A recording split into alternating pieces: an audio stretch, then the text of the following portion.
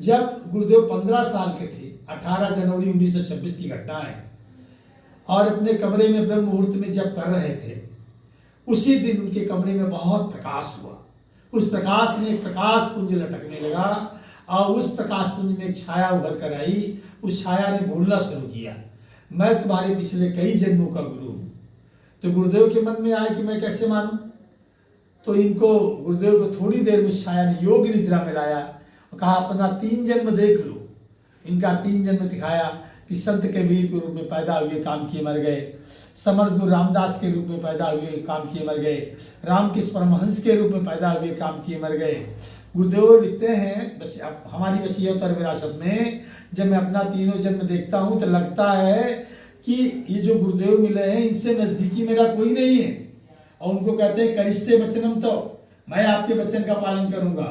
और उसी दिन से उनको जिम्मेदारी दी जाती है। 15 साल का बालक पंडित श्री राम शर्माचार्य, उससे 15 साल के थे, उनको कहते हैं उनके गुरुदेव कि बेटा आज से ही छाछठ माला गायत्री का जप आपको करना है।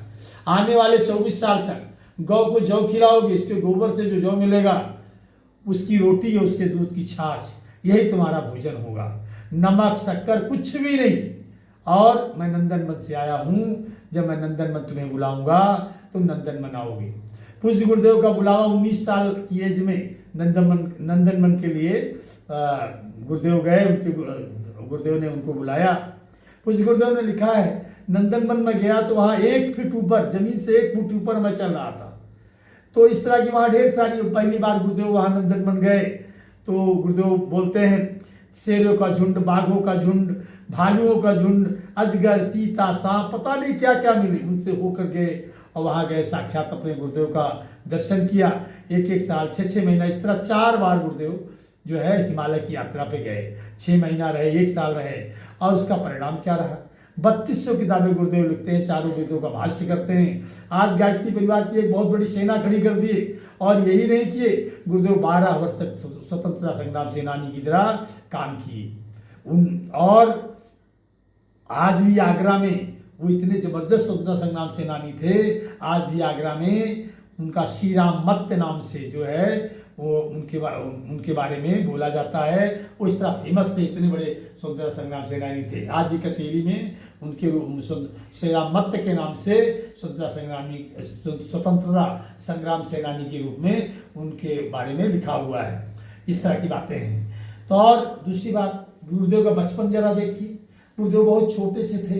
इनके यहाँ छपको नाम की एक महिला आती थी जो मेहतारानी थी, बहुत नीच कास्ट की थी।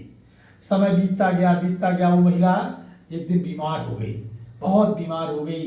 घर परिवार समाज के लोगों ने इसको तिरस्कृत कर दिया, किसी ने उसका ध्यान नहीं दिया। तो पूज्य गुरुदेव को जब पता चला, पूज्य गुरुदेव रोज भोजन करते थे और लुटिया में दाल चावल रोटी सब्जी लेकर के टॉयलेट के बहाने, पखाना के बहाने से जाते थे और छपको माता की सेवा करते थे। उनको नहलाते थे, धुलाते थे, साफ करते थे, उनको खिलाते थे, पिलाते थे।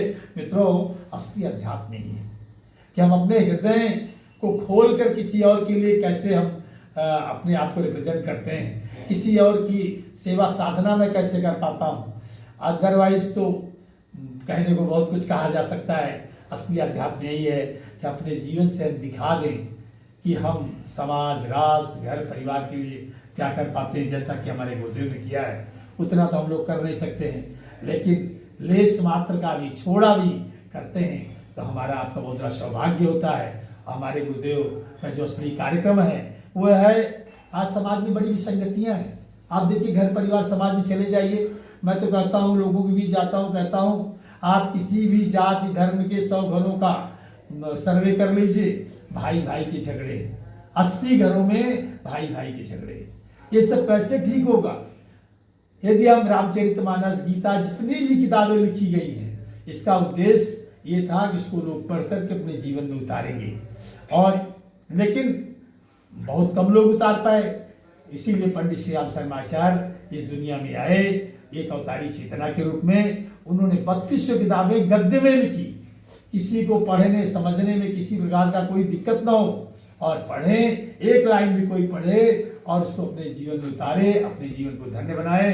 हमारे गुरुदेव कहते हैं बेटा तुम मेरा काम करो, हम तुम्हारा काम करेंगे। उनके विचारों घर घर फैलाने का काम, वो कहते हैं मेरे विचारों घर घर फैला दो। जो भी लोग कर रहे हैं हाथों हाथ फायदा उठा रहे हैं। आज हमारे गायत्री परिवार में जो काम कर रहे हैं, जो लोग हैं, जो लोग भी जुड़े हुए हैं, सब देखिए मनुष्य बहुत मतलबी प्राणी है। रामचरितमानस की एक चौपाई है, सुर नर मुनि सबकी यह रीति, स्वार्थ लाय करें सब प्रीति। हम लोग भी बहुत स्वार्थी हैं, हम खुद कहते हैं बहुत स्वार्थी हैं, लेकिन मेरे स्वार्थ में परमार्थ है। क्या परमार्थ है? हम गुरुदेव की किताबें आपको देते हैं, आपका जीवन धन्य होता है। आपका जीवन धन्य होता है तो निश्चित रूप से हमें इसका लाभ मिलता है। आज हम 29 साल हो गया गायत्री परिवार से जुड़े हुए। मित्रों, जो खुशी, जो दया, ममता गुरुदेव ने हम लोगों को दिया है, उनको कहीं और नहीं मिला। और बहुत कुछ नहीं करके इन्हीं शब्दों के साथ अपनी वाणी को विराम देता हूँ। एक बात ये बताना चाहता हूँ, जब जो चाहा है, जहाँ चाहा है, गुरुदेव वहाँ साक्षात खड़े रहे और मदद मिलती चली गई। ये प्रभु का इतना बड़ा प्यार मिला, इससे बड़ा हमको क्या चाहिए। इन्हीं शब्दों के साथ वाणी की विराम देता हूँ। भैया जी को नमस्कार।